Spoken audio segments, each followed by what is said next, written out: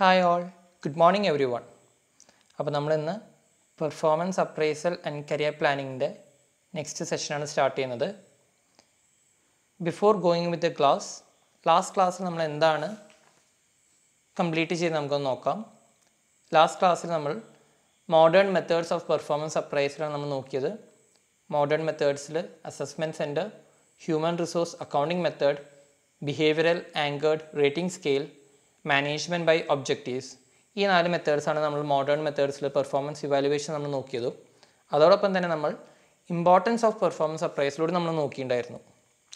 നമ്മളിപ്പോൾ ഇന്നത്തെ ക്ലാസ്സിൽ ടൈപ്സ് ഓഫ് പെർഫോമൻസ് അപ്രൈസലും അതോടൊപ്പം ലിമിറ്റേഷൻസ് ഓഫ് പെർഫോമൻസ് അപ്രൈസലും നമുക്ക് നോക്കാം. ക്ലാസ്സിലോട്ട് കിടക്കാം. Types of appraisal. The different types of appraisal are formal appraisal, informal, appraisal by subordinates, individual, group, initial appraisals. നമുക്ക് അപ്രൈസലിനെ നമുക്ക് നോക്കാം. ഫോർമൽ അപ്രൈസൽ നമ്മൾ മെയിനായിട്ട് മീഡിയം ഓർ ലാർജ് സ്കെയിൽ ഇൻഡസ്ട്രീസിലാണ് യൂട്ടിലൈസ് ചെയ്യുന്നത്. വേറെ ദ നമ്പർ ഓഫ് എംപ്ലോയീസ്, ഒരു ഓർഗനൈസേഷനിൽ വർക്ക് ചെയ്യുന്ന എംപ്ലോയീസ് ഹ്യൂജ് ആകുമ്പോൾ, there are in large numbers, ആ സിറ്റുവേഷനൊക്കെ നമ്മൾ ഫോർമൽ അപ്രൈസലാണ് യൂട്ടിലൈസ് ചെയ്യുന്നത്. നമ്മൾ നേരത്തെ മെത്തേഡ്സിൽ നമ്മൾ നോക്കിയിട്ടുണ്ടായിരുന്നു. മെത്തേഡ്സ് ഓഫ് പെർഫോമൻസ് അപ്രൈസൽ നമ്മൾ നോക്കിയിട്ടുണ്ടായിരുന്നു. ഒരു സ്റ്റെപ്പ് അല്ലെങ്കിൽ പ്രൊസീജിയേഴ്സ്, അതായത് ആദ്യം ഒബ്സർവർ അല്ലെങ്കിൽ സൂപ്പർവൈസർ ഈ എംപ്ലോയീസിനെ ഒബ്സർവ് ചെയ്യുന്നു. അതിനുശേഷം ആ ഒരു റിപ്പോർട്ട് അത് ടോപ്പ് ലെവൽ മാനേജ്മെൻറ്റ് അതോറിറ്റീസ് അല്ലെങ്കിൽ ഹ്യൂമൻ റിസോഴ്സ് ഡിപ്പാർട്ട്മെൻറ്റ് അത് ഫോർവേഡ് ചെയ്യുന്നു. ഹ്യൂമൻ റിസോഴ്സ് ഡിപ്പാർട്ട്മെൻറ്റിലെ എംപ്ലോയീസാണ് ഈ പറയുന്ന റിപ്പോർട്ടിന് മാർക്ക് കൊടുക്കുന്നത് അല്ലെങ്കിൽ ഇവാലുവേഷൻ നടത്തുന്നത്. അപ്പോൾ അതിനൊരു പ്രോസസ്സ് ഉണ്ട്, അതിനൊരു സ്റ്റെപ്പ് ഫോളോ ചെയ്യുന്നുണ്ട് ഓർഗനൈസേഷനിൽ. ഏതൊക്കെ ഓർഗനൈസേഷനാണ് where there is a formal procedure that is followed, അവിടെ ഫോർമൽ അപ്രൈസലാണ് യൂട്ടിലൈസ് ചെയ്യുന്നത്. Therefore, in a formal appraisal, the whole evaluation process is done by step process. And also there is a formal procedure that is followed for the evaluation of the employee's performance. Next ആണ് informal appraisal. Informal appraisal പറയുന്നത് it's A casual evaluation method വേറെ ആ സൂപ്പർവൈസറിന് തന്നെ ആളുടെ ഇഷ്ടത്തിന്, ആളുടെ description base ചെയ്തിട്ട് അദ്ദേഹത്തിന് തന്നെ ഇവാലുവേറ്റ് ചെയ്യുകയും അദ്ദേഹത്തിന് തന്നെ എംപ്ലോയീസിൻ്റെ പെർഫോമൻസിന് മാർക്ക് കൊടുക്കുകയും ചെയ്യാം. There is no specific procedure or there is no specific pattern to be followed in the organisation for the evaluation technique. അപ്പോൾ ഇൻഫോർമൽ അപ്രൈസൽ എന്ന് പറയുന്നത് there is no systematic or pattern to be followed by the supervisor or the organization in order to evaluate the employees. It's a casual, unsystematic pattern. Next ആണ് appraisal by subordinates. ഇവിടെ appraisal by subordinates type എന്ന് പറയുന്നത് employees ആണ് സുപ്പീരിയേഴ്സിനെ evaluate ചെയ്യുന്നത്. സുപ്പീരിയേഴ്സിൻ്റെ പെർഫോമൻസിനെ employees evaluate ചെയ്യുന്നു. ഇപ്പോൾ നമ്മൾ തന്നെ കോളേജിൽ തന്നെ നിങ്ങൾക്ക് ഇടയ്ക്ക് ഫീഡ്ബാക്ക് ഫോം തരുന്നതായിരിക്കും സ്റ്റുഡൻസിന്. എന്താണ്, ടീച്ചേഴ്സ് എന്തോരം പഠിപ്പിക്കുന്നതൊക്കെ നിങ്ങൾക്ക് മനസ്സിലാവുന്നുണ്ടോ? How he maintains A class, how discipline A class will be under A teacher. അപ്പം നിങ്ങളവിടെ ചെയ്യുന്നത് ഓരോ സ്റ്റുഡൻറ്റും ഓരോ ടീച്ചറിനെയാണ് ഇവാലുവേറ്റ് ചെയ്യുന്നത്. ഓരോ ടീച്ചറിനാണ് മാർക്ക് കൊടുക്കുന്നത്, സ്റ്റുഡൻസാണ് മാർക്ക് കൊടുക്കുന്നത്. അത് തന്നെയാണ് ഇവിടെ അപ്രൈസൽ ബൈ സബോർഡിനേറ്റ്സ് എന്ന് പറയുന്നത്. ഒരു ഓർഗനൈസേഷനിൽ വർക്ക് ചെയ്യുന്ന എംപ്ലോയീസ് അവരുടെ സുപ്പീരിയേഴ്സിനെ ഇവാലുവേറ്റ് ചെയ്യുന്നു. നെക്സ്റ്റ് മെത്തേഡാണ് ഇൻഡിവിജ്വൽ അപ്രൈസൽ. ഇൻഡിവിജ്വൽ അപ്രൈസൽ എന്ന് പറയുന്നത് ഇപ്പോൾ ഒരു ഓർഗനൈസേഷൻ ഓരോ ഡിപ്പാർട്ട്മെൻറ്റ്സ് ഉണ്ടാവും. Production department, management department, marketing department, warehousing department, അങ്ങനെ ഓരോ ഡിപ്പാർട്ട്മെൻറ്റിൽ വർക്ക് ചെയ്യുന്ന എംപ്ലോയീസിനെ നമ്മൾ ഇവാലുവേറ്റ് ചെയ്യുക. അപ്പോൾ നമ്മളവിടെ ഇൻഡിവിജ്വൽ അപ്രൈസലാണ് യൂട്ടിലൈസ് ചെയ്യുന്നതെങ്കിൽ പ്രൊഡക്ഷൻ ഡിപ്പാർട്ട്മെൻറ്റിൽ വർക്ക് ചെയ്യുന്ന ഒരു എംപ്ലോയി ആ ഡിപ്പാർട്ട്മെൻറ്റിൽ വർക്ക് ചെയ്യുന്ന ബാക്കിയുള്ള എംപ്ലോയീസിനെ ഇവാലുവേറ്റ് ചെയ്യുന്നു, മാർക്ക് കൊടുക്കുന്നു.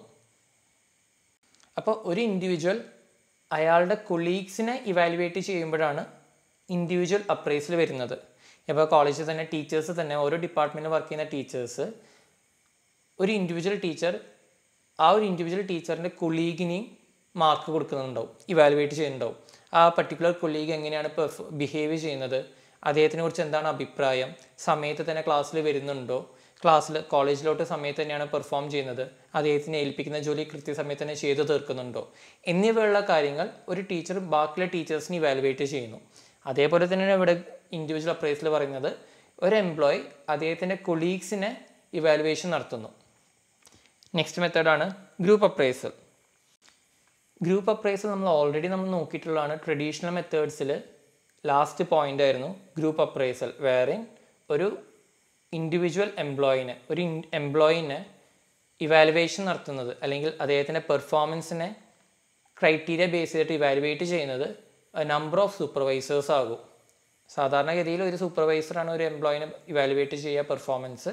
പക്ഷേ ഗ്രൂപ്പ് അപ്രൈസലാവുമ്പോൾ number of supervisors will be employed to evaluate an employee.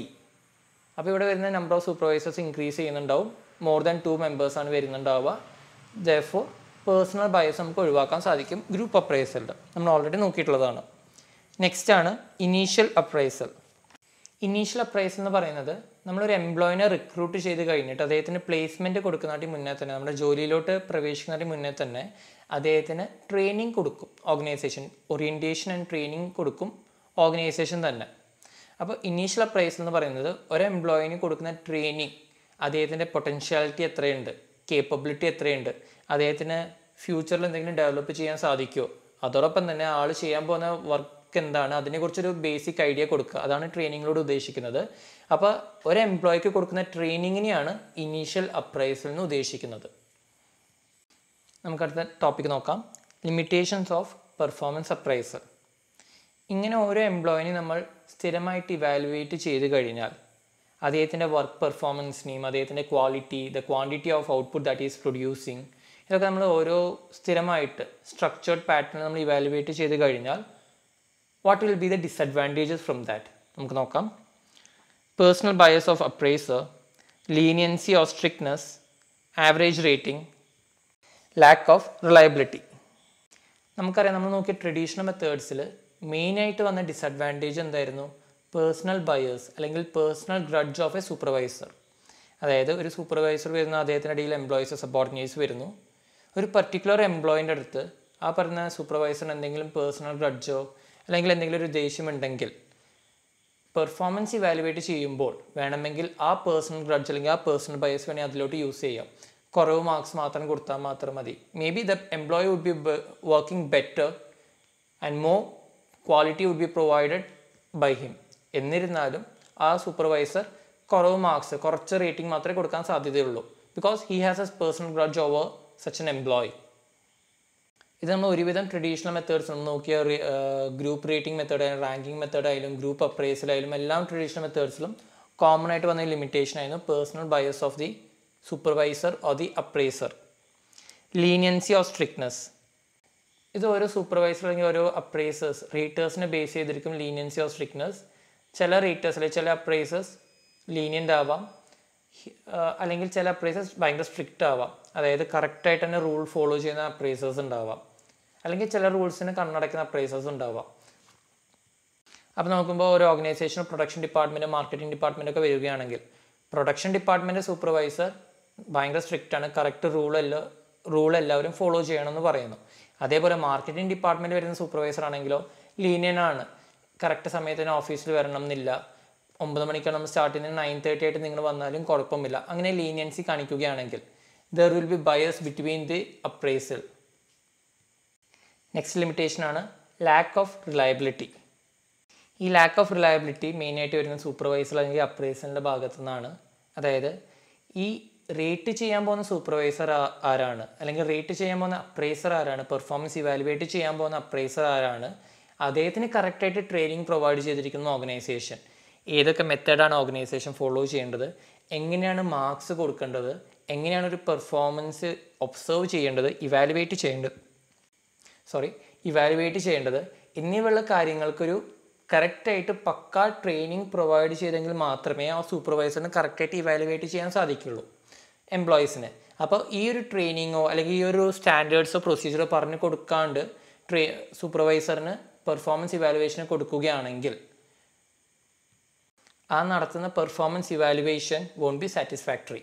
അപ്പോൾ ഈ ലാക്ക് ഓഫ് റിലയബിലിറ്റി എന്ന് പറയുന്ന സൂപ്പർവൈസറിൻ്റെ ഭാഗത്തു നിന്നാണ് മെയിനായിട്ട് വരുന്നത്, അല്ലെങ്കിൽ അപ്രൈസറിൻ്റെ ഭാഗത്തു നിന്നാണ്. ആ പറയുന്ന റേറ്ററിന് കറക്റ്റായിട്ട് ട്രെയിനിങ് ഓർഗനൈസേഷൻ കൊടുത്തിരിക്കണം. അത് കൊടുക്കാത്ത സിറ്റുവേഷൻ വരികയാണെങ്കിൽ performance evaluation correct standard pattern follow ചെയ്യുന്നുണ്ടാവില്ല. No definite standard, trade union resistance. ഇപ്പോൾ ഒരു ഓർഗനൈസേഷൻ വർക്ക് ചെയ്യുന്ന എംപ്ലോയീസിനെ നമ്മൾ ഇവാലുവേറ്റ് ചെയ്യുകയാണെങ്കിൽ ഡെഫിനറ്റ്ലി അവിടെ ട്രേഡ് യൂണിയൻ റെസിസ്റ്റൻസ് വരും. അതായത് എംപ്ലോയി യൂണിയൻസിൻ്റെ എല്ലാം ഓർഗനൈസേഷനും ഉണ്ടാകും. ആ ട്രേഡ് യൂണിയൻസ് നിങ്ങൾ ഇവാലുവേറ്റ് ചെയ്യേണ്ട ആവശ്യമില്ല. നിങ്ങളുടെ പെർഫോമൻസിന് അല്ലെങ്കിൽ നിങ്ങളുടെ ക്വാളിറ്റി ഓഫ് വർക്കിനെ, നിങ്ങളുടെ ക്വാണ്ടിറ്റി ഓഫ് വർക്കിനെ, നിങ്ങളുടെ ബിഹേവിയറിനെ നിങ്ങൾ ഇവാലുവേറ്റ് ചെയ്യേണ്ട ആവശ്യമില്ല എന്ന് പറഞ്ഞിട്ട് അതിൻ്റെ ഒരു resistance from the part of the trade unions, from the part of the employees എന്തായാലും ഹാപ്പൻ ചെയ്യുന്നതായിരിക്കും. ഇതിൽ മെയിനായിട്ട് നമ്മളൊരു എംപ്ലോയീസിന് ഇവാലുവേറ്റ് ചെയ്യുമ്പോൾ, അദ്ദേഹത്തിൻ്റെ പെർഫോമൻസിന് ഇവാലുവേറ്റ് ചെയ്യുമ്പോൾ ആരാണ് ബെസ്റ്റ് എംപ്ലോയി എന്നും ആരാണ് ലീസ്റ്റ് വർക്കിംഗ് എംപ്ലോയി എന്നും നമ്മൾ അതിൻ്റെ റിസൾട്ട് നമ്മൾ കൊടുക്കും. അപ്പോൾ ഇവിടെ ഒരു ഡിസ്ക്രിമിനേഷൻ ബിറ്റ്വീൻ ദ എംപ്ലോയീസ് ആണ് ഉണ്ടാവുന്നത്. So that can affect the mental stability, mental health of A employee. Like എപ്പോഴും അതേ ഒരു എംപ്ലോയിനെ നമ്മൾ ലീസ്റ്റ് എംപ്ലോയി ആണ്, ലീസ്റ്റ് വർക്കിംഗ് എംപ്ലോയി എന്ന് പറഞ്ഞുകൊണ്ടിരിക്കുമ്പോൾ ഓരോ ഇവാലുവേഷൻ അദ്ദേഹം തന്നെയാണ് ലീസ്റ്റ് എംപ്ലോയി എന്ന് പറയുമ്പോൾ അത് അദ്ദേഹത്തിൻ്റെ മെൻ്റൽ ആക്ടിവിറ്റീനെ തന്നെ എഫക്റ്റ് ചെയ്യാൻ സാധ്യതയുണ്ട്. Therefore, the performance appraisal is an discrimination of the employees. ഇത് പറഞ്ഞിട്ട് വേണമെങ്കിൽ ട്രേഡ് യൂണിയൻസ് നമുക്ക് വേണമെങ്കിൽ ഈ പറഞ്ഞ ഇവാലുവേഷൻ മെത്തേഡ്സിനെ റെസിസ്റ്റ് ചെയ്യാൻ സാധ്യതയുണ്ട്. അപ്പോൾ ഇതൊക്കെയാണ് ഒരു ഓർഗനൈസേഷന് പെർഫോമൻസ് ഇവാലുവേഷൻ നടത്തുമ്പോൾ ഫേസ് ചെയ്യുന്ന ബുദ്ധിമുട്ടുകൾ. പേഴ്സണൽ ബയസ് ഉണ്ടാവാം, അത് കോമൺ ആയിട്ട് നമ്മൾ കണ്ടിട്ടുള്ള ഒരു ലിമിറ്റേഷനാണ് for all the traditional methods of evaluation techniques. Leniency of strictness, ഓരോ സൂപ്പർവൈസേഴ്സിനെ ബേസ് ചെയ്തിട്ട് ചിലർ സ്ട്രിക്റ്റ് ആവാം, ചിലർ ലീനിയൻ്റ് ആവാം. അത് ബേസ് ചെയ്തിട്ട് പെർഫോമൻസ് ഇവാലുവേഷൻ നടത്തുമ്പോൾ ഓരോ എംപ്ലോയീസിൻ്റെയും മാർക്കിന് അത് എഫക്റ്റ് ചെയ്യുന്നതായിരിക്കും. അതേപോലെ ലാക്ക് ഓഫ് റിലയബിലിറ്റി, കറക്റ്റായിട്ട് ആ സൂപ്പർവൈസറിന് ട്രെയിനിങ്ങോ അല്ലെങ്കിൽ അതിനുള്ള ഓറിയൻറ്റേഷൻ കൊടുക്കാതെയാണ് അദ്ദേഹം ഇവാലുവേഷൻ നടത്തുന്നതെങ്കിൽ അതും ആ ഒരു ഇവാലുവേഷൻ പ്രോസസ്സിനെ, ആ പോസിറ്റിവിറ്റീനെ എഫക്റ്റ് ചെയ്യാൻ സാധ്യതയുണ്ട്. ട്രേഡ് യൂണിയൻ റെസിസ്റ്റൻസ്, ട്രേഡ് യൂണിയൻസും ഈ പറഞ്ഞ പെർഫോമൻസ് ഇവാലുവേഷൻ എംപ്ലോയീസിനെ ബേസ് ചെയ്തിട്ട് ഒരു ഡിസ്ക്രിമിനേഷൻ ആയതുകൊണ്ട് ട്രേഡ് യൂണിയൻസ് അല്ലെങ്കിൽ എംപ്ലോയി യൂണിയൻസ് എന്തായാലും റെസിസ്റ്റ് ചെയ്യാൻ സാധ്യതയുണ്ട്. Thank you all.